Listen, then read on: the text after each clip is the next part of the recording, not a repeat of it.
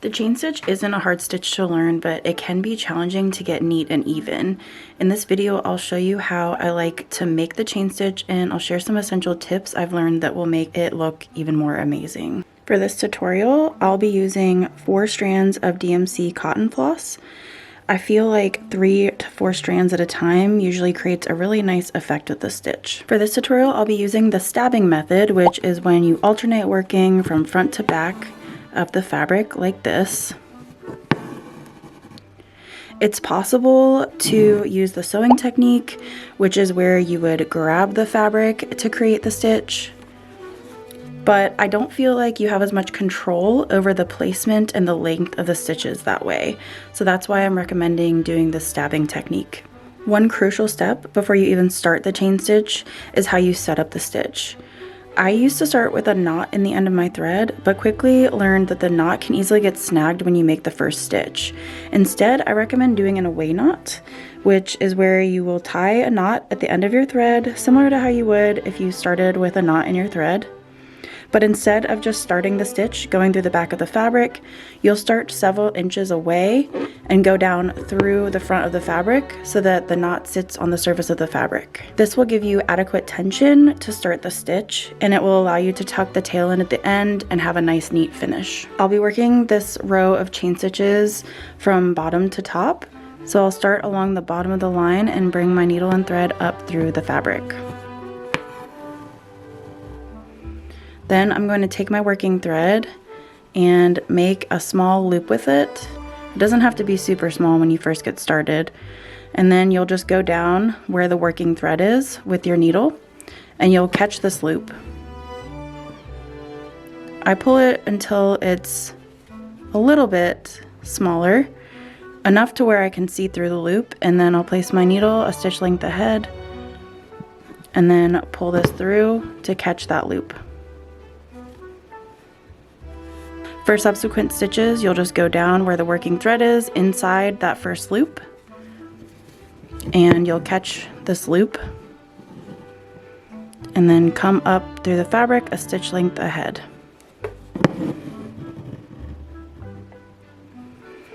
And you'll just continue working this way, making sure that you're making the stitches as even as possible so the length is about the same for each stitch along the line.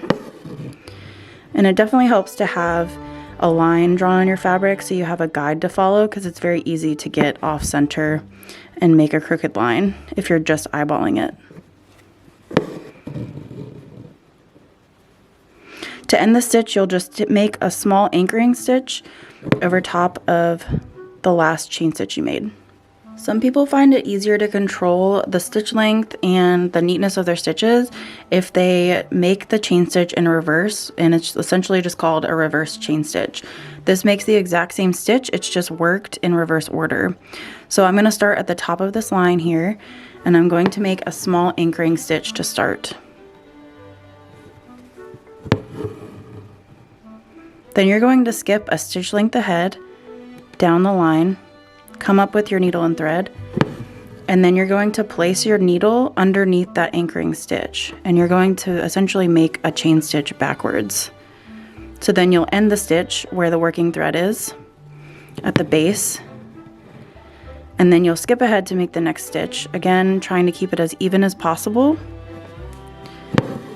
and then you'll place it underneath that first chain stitch. And you'll essentially just chain these stitches together along the line, and it makes a nice, neat chain stitch.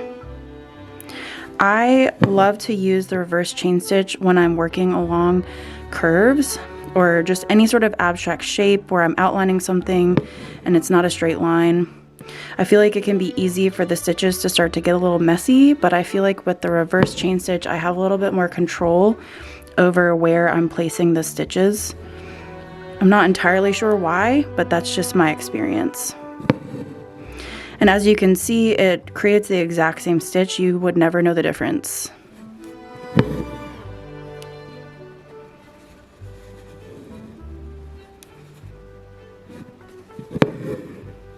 When you're done with your thread, you would just snip the surface of the knot here, so the knot will fall away, and then you'll just flip over to the back. Then you'll just weave your thread, both ends of it, in and out of the stitch a couple of times to secure it, and then you'll have a nice neat finish. Let's say that you're running out of thread. This thread is pretty long, but just for the sake of example, I'm going to pretend like I need to start a new thread along the same chain stitch. I used to just end this line and then go in through the chain stitch, but sometimes you can see where one ends and the other begins. So this is how I like to seamlessly end it and start a new one. So you would basically go through like you're going to make another chain stitch, but you're going to leave the loop on the surface of the fabric and take the thread off of your needle, and then you'll go ahead and thread the new thread on your needle. So I will start with an away knot with my new thread like usual, and then I'm going to go up through where this loop is to start my next stitch. So I'll go up through with my thread, and then using the tail of the old thread, I'm just going to gently pull it until the loop forms like usual. And then you can continue on making your chain stitches with the new thread. And this makes it virtually impossible to see where you started and ended the thread, and you could just end the tail like you usually would to end a piece of thread. To stitch tight curves and circles, like I had recommended previously, I like to do a reverse chain stitch because it allows me to be really precise with where I start and end the stitches. And I just make sure that I keep the stitch length really nice and short. This will make it to where the stitches will lay a little bit nicer. And I'm doing the reverse chain stitch again. I just think it's a lot easier to work along a circle.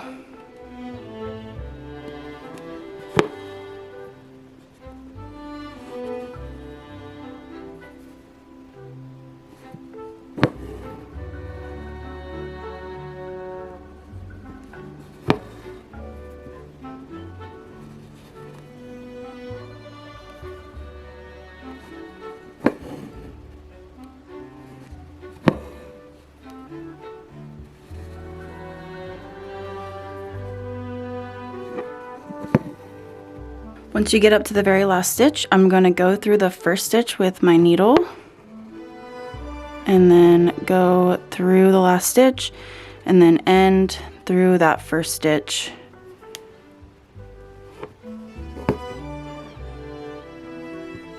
You can also use the chain stitch as a filling stitch. There's a couple of different ways you can approach this depending on the shape that you're using, but you can stack them in rows together, or you can kind of snake your way from outside in or inside out.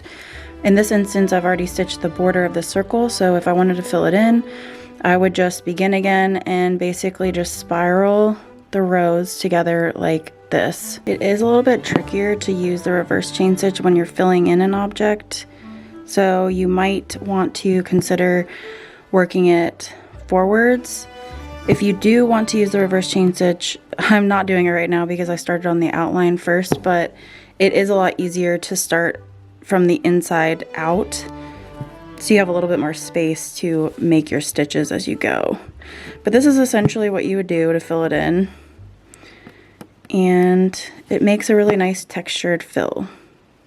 And that is what it looks like all filled in. There's a little bit of white space, but it's pretty densely packed. I hope you guys enjoyed this tutorial. Please check out my embroidery stitch playlist if you'd like to learn more embroidery stitches, and consider becoming a patron where I have a bunch of thread painting tutorials and videos. I'll see you in the next one. Bye.